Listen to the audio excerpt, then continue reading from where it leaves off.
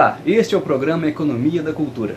Vamos acompanhar aqui nessa sequência de programas todas as palestras que aconteceram entre os dias 18 e 20 de junho de 2009 dentro da Semana da Cultura Popular, um projeto da Balaio do Cerrado.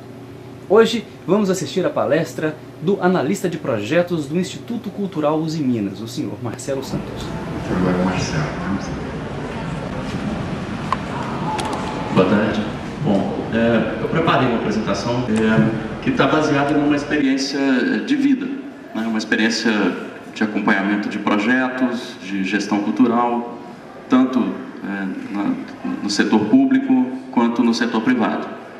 Então, eu trouxe uma reflexão, mais nesse sentido, provocar um pouco a reflexão acerca do que significa estar dentro de uma empresa pensando a cultura, né? Como construir a cultura sob a perspectiva da empresa, mas principalmente de uma forma humanizada, ética e condizente com os novos e exigíveis formatos, né, que a sociedade está impondo para a gente. Então vamos lá? Vamos lá, Leandro. Em contexto simplificado, eu estou apresentando aqui só para a gente identificar onde que está a empresa, né, como é que é a empresa nessa questão da política pública. É uma experiência que eu tenho muito presente, então eu queria compartilhar com vocês. Bom, eu trouxe alguns itens de destaque para a gente perceber aí os três setores. Então, do primeiro ao terceiro setor. Então, as políticas públicas que seriam responsáveis pela regulação, mediação e fiscalização, preservação, fomento, políticas essas que estão diretamente relacionadas com a questão do desenvolvimento. Então a gente tem que pensar sempre na política pública como indutora, né, como algo absolutamente essencial nesse arranjo, né, nesse tecido que a gente quer construir. A sociedade civil aqui representada, e aqui é basicamente esquemático, é claro, né, não pretendo esgotar nenhum modelo. Eu elenquei aqui a questão da produção, do acesso, distribuição, a questão do consumo, porque eu não vou ser ingênuo de achar que produção cultural tem que ser sempre gratuita, né? Então eu imagino que merece esse destaque da questão do consumo, entender a sociedade civil como mantenedora e produtora da cultura, e finalmente a perspectiva empresarial, né, que encontra na sustentabilidade do negócio, né, do negócio da empresa, uma forma de se relacionar nesse contexto, vamos pensar, da cultura. Então, por que a empresa investe em cultura? Ela tem uma perspectiva sempre competitiva, ela está em busca de novos mercados e ela tem que sempre qualificar a sua condição de realização, a sua condição de existência, né? A sua condição de operação. Então, por que a empresa investe? Ela precisa de marketing, ela precisa de associar a sua marca a uma perspectiva de responsabilidade social. Qual que é o objetivo da empresa ao investir em cultura, né? Então eu fiz esse desenho, vamos ficar com ele, vamos bater um pouco nesse modelo, e aí eu vou apresentar um pouquinho como é que foi essa história de pesquisa com as empresas. Então um pouquinho das empresas, como é que as empresas estão desenhando suas políticas culturais, e depois uma pequena proposta em cima desse modelo. Bom, então eu fiz uma busca, né, identifiquei lá na Vivo, por exemplo, a política cultural da Vivo. Eu não sei se todos vocês já tiveram essa curiosidade. Se não tiveram, eu vou sugerir como exercício bastante interessante de pesquisa, né, buscar nos sites aí, de forma muito fácil, muito transparente, como é que estão definidas os conceitos, as bases teóricas que suportam a política de investimento das empresas. Então eu trouxe o da Vivo, tem algumas diretrizes. Vamos lá, Leandro. Trabalha com uma linha, vamos lá, Conexão Vivo. Não, volta por favor. Conexão Vivo, por exemplo, que está descrita ali, é uma tentativa da empresa, uma tentativa exitosa de associar a questão da tecnologia e da conectividade que o mundo do celular, da comunicação permite, à imagem da empresa. É uma construção, vamos pensar assim, uma representação bastante colada no negócio da empresa.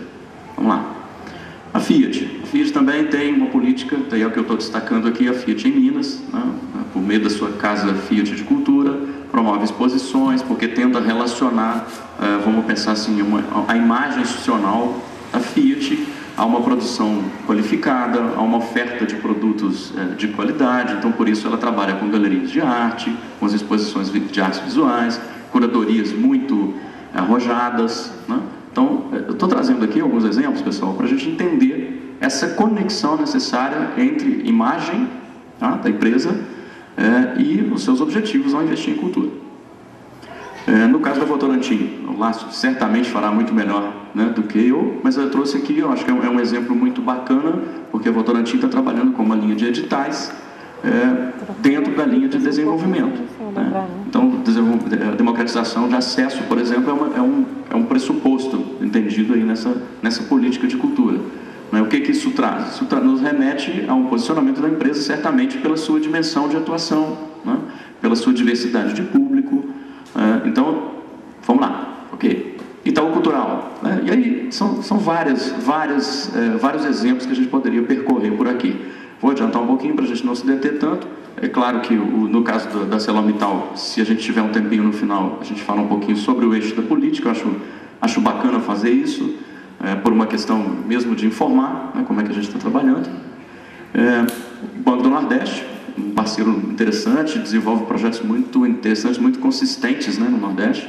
Acho que a política deles está muito fundamentada numa linha conceitual, né, de desenvolvimento mesmo local. Uma crença muito interessante. Eu tenho acompanhado as palestras do Enilton, são absolutamente imprescindível a gente estar atento com o que eles estão fazendo, né, bem vanguardista do ponto de vista da atuação de empresas na área cultural. Ok. Petrobras, né, eu vou sugerir que vocês façam essa busca também. E fazendo uma consolidação, aqui eu estou fazendo um resumão, né? Se você for fazer a pesquisa, você vai encontrar dezenas, centenas de empresas, cada uma com uma política cultural, e a maioria não tem uma política cultural. Eu trouxe algumas aqui que descrevem de forma clara como é que funciona esse procedimento do patrocínio. Vamos lá. O que isso gera, né? O que redunda dessa avaliação das políticas culturais das empresas, dessa percepção que a gente pode extrair de uma busca desse formato de investimento? Bom, primeiro que as empresas constroem seus valores corporativos a partir de contextos globais, hoje, necessariamente contextos globais. E aí não vamos esquecer a crise também, né, que coloca em xeque em algum momento esse modelo de gestão neoliberalista, né? E a sustentabilidade do negócio, quer dizer, a sustentabilidade do negócio entendido aqui como todas as ações que promovem o funcionamento, a operação e lucratividade das empresas. Então esses dois itens, vamos pensar assim, corroboram, né, para que os valores corporativos existam de alguma forma. Então eles são materializáveis, né, esses valores corporativos. A empresa então passa para uma fase de ação na cultura. Vamos pensar no nosso elemento aqui. Toda vez que a empresa promove o patrocínio cultural ou atua na área cultural, ela busca relacionamento com a comunidade, ou de forma mais convencional, comunicar ou promover o marketing institucional ou de marca, responsabilidade social empresarial, que é um conceito que infelizmente nem todas as empresas aderem a esse conceito de responsabilidade social, mas vamos pensar que é uma linha mais contemporânea de atuação, e dentro da linha de responsabilidade social empresarial, o necessário investimento social privado, né, sem o qual não faria sentido falar em patrocínio. Bom, esse critério de atuação promove a seleção de projetos, o patrocínio, que vai redundar na execução das manifestações artístico-culturais, que por sua vez geram resultados. É bom ter acompanhado a palestra do Leandro aqui mais cedo, que ele estava falando exatamente desses indicadores, né?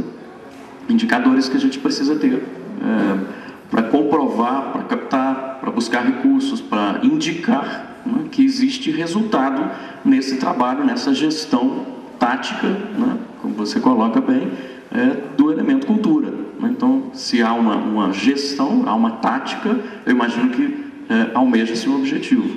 Então, esses resultados aqui seriam esse objetivo alcançado.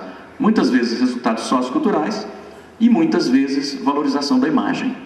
Veja bem que na linha de cima a gente vai ter alguns elementos que confluem, né, para a composição desse quadro de resultados socioculturais.